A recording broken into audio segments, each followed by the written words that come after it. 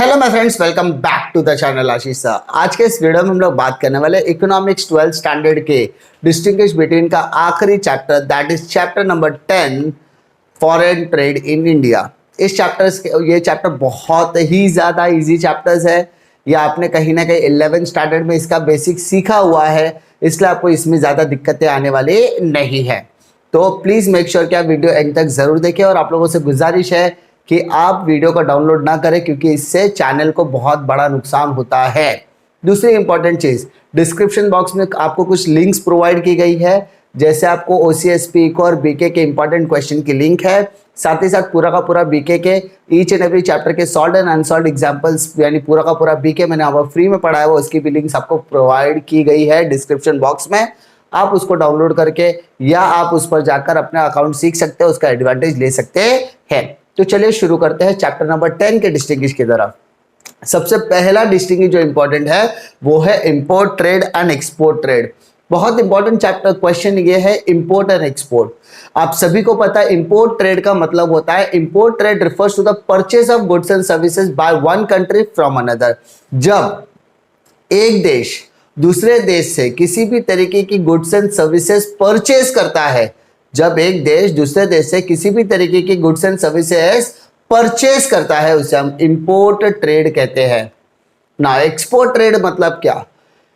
Export trade refers to the sale of goods and services by one country to another country। जब एक देश दूसरे देश को अपनी गुड्स एंड सर्विसेज बेचता है तो उसे हम क्या कहते हैं? एक्सपोर्ट।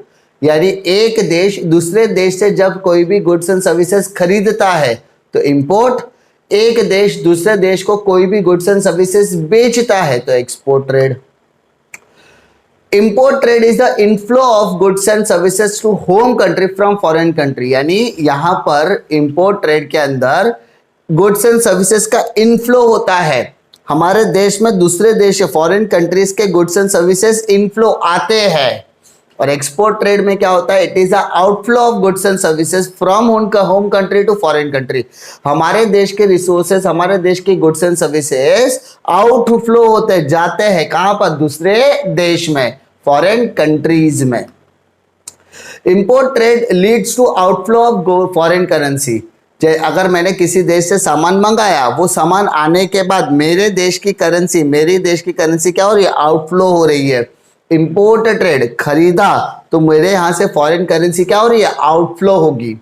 और उसी तरीके से export trade leads to inflow. मैंने क्या किया? मेरे सामान को एक्सपोर्ट किया, मैंने इस सामान को एक्सपोर्ट कर दिया तो मुझे बदले में पैसा मिलेगा, तो इसका मतलब फॉरेन करेंसी इनफ्लो हो रही है। क्या हो रही है? Inflow.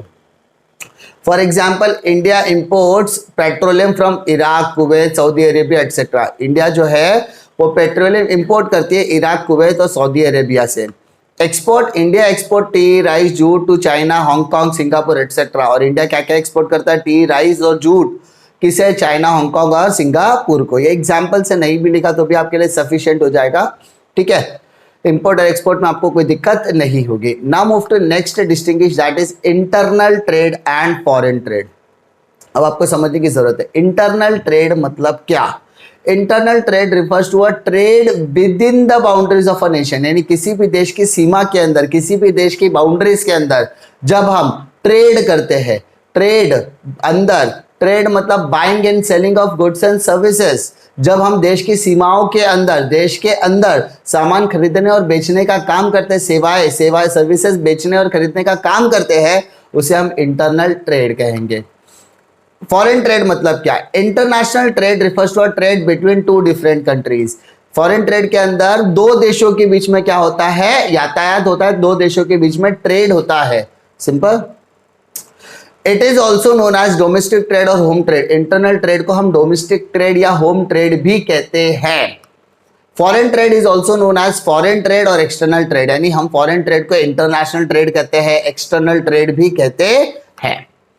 Example, goods purchase in Maharashtra sold to Uttar Pradesh. मतलब हम क्या कर रहे हैं? गुड्स प्रोड्यूस कर रहे हैं महाराष्ट्र में और बेच कहां रहे हैं? यूपी में। तो इट इज महाराष्ट्र भी इंडिया का हिस्सा है, यूपी भी इंडिया का हिस्सा, तो it is internal trade. Example, India import petroleum from Iraq and export tea to Singapore, यानी हम किसी से सामान इंपोर्ट कर रहे हैं, किसी को सामान एक्सपोर्ट करते हैं। इंपोर्ट और एक्सपोर्ट ट्रेड जहां से हम करेंगे उसको हम करेंगे foreign trade. Internal trade does not result in inflow और आउटफ्लो ऑफ फॉरेन एक्सचेंज, यानी जब हम लोग इंटरनल ट्रेड करते हैं तो जो भी हमारा ट्रेडिंग होता है वो इंडियन रुपीज में होगा। अगर अमेरिका के किसी दो राज्यों के बीच में ट्रेडिंग हो रही है तो उसमें अमेरिकन डॉलर्स इन्वॉल्व होगा, तो इसमें किसी भी दो करेंसीज का इन्वॉल्वमेंट नहीं होता, इसमें सिंगल करेंसी में हम लोग क्या करते हैं, डील करते हैं। इसलिए यहाँ पे ना तो इनफ्लो है ना ही आउटफ्लो है।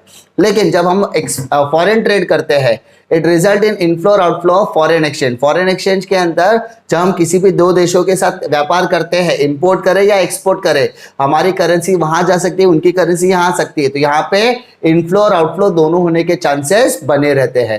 ठीक है, नेक्स्ट डिस्टिंग्विश बिटवीन हमारा balance of payment and balance of trade. क्या कहता है देखो, it is a systematic record of all international economic transaction of a country during a given period, usually a year, यानी किसी भी एक पर्टिकुलर ईयर के अंदर जब हम इंटरनेशनल इकोनॉमिक ट्रांजैक्शंस की बात करते हैं, जब हम इंटरनेशनल इकोनॉमिक ट्रांजैक्शंस की बात करते हैं, उन ट्रांजैक्शन को जब हम सिस्टमैटिक रिकॉर्ड करेंगे उसे हम कहेंगे balance of payment. Balance of trade refers to the difference between the value of countries export and import for a given period. Balance of trade का मतलब होता है दो देशों के बीच में इंपोर्ट या एक्सपोर्ट होगा, तो इस इंपोर्ट और एक्सपोर्ट के बीच में जो इनडिफरेंस रहता है, जो डिफरेंस रहता है, उस डिफरेंस को हम कहते हैं balance of trade. Balance of payment is defined as a summary statement of all transaction between the residents of one country and rest of the world. मतलब ये एक समरी स्टेटमेंट होता है जिसके अंदर हम सारे के सारे ट्रांजैक्शन को रिकॉर्ड करने की कोशिश करती है, जिसमें India resident of one country का एक स्टेटमेंट बाकी के देशों के स्टेटमेंट के साथ मैचअप होता है या नहीं। यानी यहाँ पर हम अपने देश इंडिया और बाकी के रेस्ट ऑफ द कंट्रीज के साथ ट्रांजैक्शन करते हैं तो उसकी जो ट्रांजैक्शनल हिस्ट्री होती है उसे हम बैलेंस ऑफ पेमेंट कहेंगे। Balance of trade, it is defined as a relation over a period between the values of her export and exports import of physical goods। यहाँ पर हम बात करेंगे बैलेंस ऑफ ट्रेड में कि इंपोर्ट और export के अंदर जो वैल्यूज हमने इंपोर्ट और एक्सपोर्ट किया, यानी सामान लाने और ले जाने में, इंपोर्ट और एक्सपोर्ट करने में जो वैल्यूज हमने की है वो फिजिकल गुड्स की, उसमें क्या डिफरेंसेस आ रहे हैं, उसमें क्या क्या बैलेंसेस आ रहे हैं, उसे देखना बैलेंस ऑफ ट्रेड में आएगा। It includes the value of exchange of goods and services among citizen, businessman, firms and government etcetera. जब हम बात करते हैं बैलेंस ऑफ पेमेंट की, इसके अंदर वैल्यू एक्सचेंज होती है, किसकी, गुड्स एंड सर्विसेज। किस में एक्सचेंज होती है, उनके सिटीजन, उनके बिजनेसमैन, फर्म्स और गवर्नमेंट के बीच में। बट बैलेंस ऑफ ट्रेड में क्या होता है, it includes the value of imports and export of visible goods and invisible goods। यानी यहां पर हम इंपोर्ट और एक्सपोर्ट्स की वैल्यू को क्या करते हैं, चेक करते हैं। इंपोर्ट और एक्सपोर्ट्स की वैल्यू को चेक करते हैं कि भाई कौन सा गुड्स विजिबल और कौन सा इनविजिबल है। Balance of payment is a broader concept than balance of trade, यानी बैलेंस ऑफ पेमेंट और बैलेंस ऑफ ट्रेड में सबसे बड़ा कॉन्सेप्ट बैलेंस ऑफ पेमेंट है। Balance of trade is a part of balance of payment. Balance of trade जो होता है वो बैलेंस ऑफ पेमेंट का एक हिस्सा माना जाता है। उम्मीद करता हूं कि इस चैप्टर नंबर 10 के डिस्ट्रीब्यूशन में आपको कोई दिक्कतें नहीं होगी। अगर आपको किसी भी तरह की डिफिकल्टीज आती है तो कमेंट सेक्शन में अपने कमेंट को ड्रॉप कर सकते हैं। मिलता हूं मैं आपको अगले वीडियो में एक और लेक्चर वीडियो के साथ, तब तक के लिए जय हिंद।